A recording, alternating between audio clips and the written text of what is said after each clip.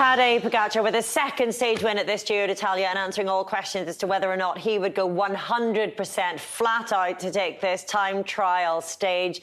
That was an absolutely huge final 6 kilometres from Armalia Rosa in his first Giro D'Italia. We'll get to Anders Milka getting ever more Italian every day, I think, in just a minute. Whoopa! Ooh. But that, I mean, that's the kind of reaction we need after that. Whoopa, exactly. I mean, it was bellissima, wasn't it, Robbie? It was incredible. I mean, the deficit that Pogacar had at the bottom of the climb, we've seen riders take back time on the deficit they had to Filippo Ganna.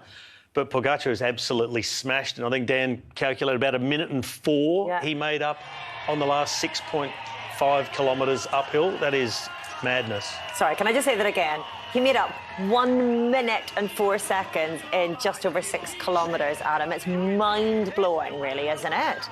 Yeah, I think what's more mind-blowing is that he only lost a minute, well, 40 seconds to Ganna on his terrain. You expected to make up time, yes, 6 kilometres against Ganna, but Ganna would have gone all in on the flat and then hung on for as long as he can. He only lost 40 seconds to him, and then, yeah, bringing that minute back, it's just so impressive. I mean, we know what this guy can do, but I think, you know, we saw him cross the line, how much it meant to him. Completely different kettle of fish to what he normally wins, completely different. And I think for him today, it'd have been like, I've just beaten Ganna in something that he is the best in the world at. And not if I've beaten him, politely, he's smashed him. Yeah.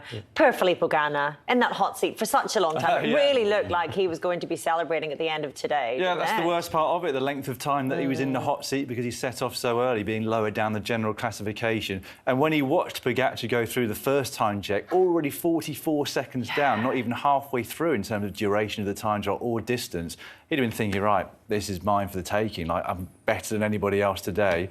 Even at the second time check, I think it was only when Danny Martinez crossed the line, he worked out in his head, you could see in the hot seat, he was thinking, if Martinez has taken 30 seconds back on me on that final 6.5k climb, what will Pogacar take back on me? And it turned out it was 1 minute and 4 seconds. So, I mean, Ganna's got another flatter time trial to come in this race, so he can still take his stage win. But I think, yeah, Pogacar's the first of all of the GC riders. You know, that's the thing we've got to look at as well. We're comparing to Ganna because he was in the hot seat for so long, but he's annihilated all of the general classification riders. I don't know if you were able to hear Filippo Ganna as we were showing that split screen, piano, piano. He was trying to urge Tadej Pogacar to slow the heck down to try to allow him for the stage win. It was a huge performance. Let's have a listen. Oh, no, that's a bit slow, isn't it? Piano. It's a very sinister-sounding Filippo Ganna. You get the gist, though.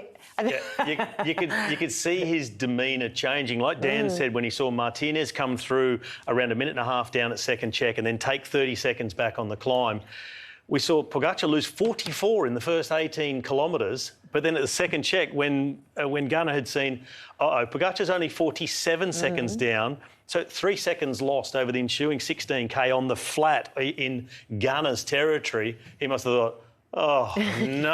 I'll tell you what is quite funny with that, where I don't know if you saw it, where Filippo's going piano, piano, Luke Clapp's next to him going... I've had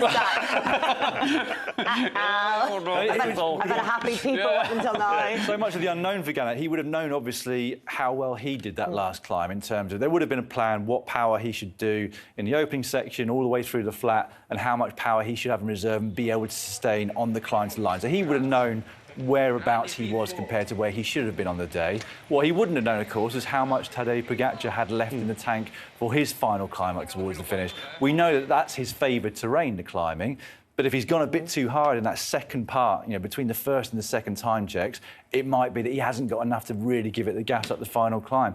Well, he and we got our answers at the end of there because it was incredibly impressive. Just look at him here. He's just, like, so calm, so chilled out. I know he has finished, but he just doesn't...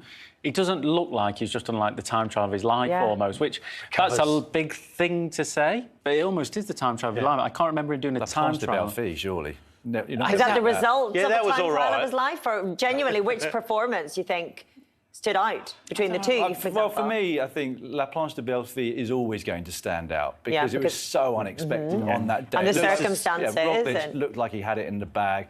No one thought that Pogacar was going to be able to get close to him, let alone beat him by as much as he did.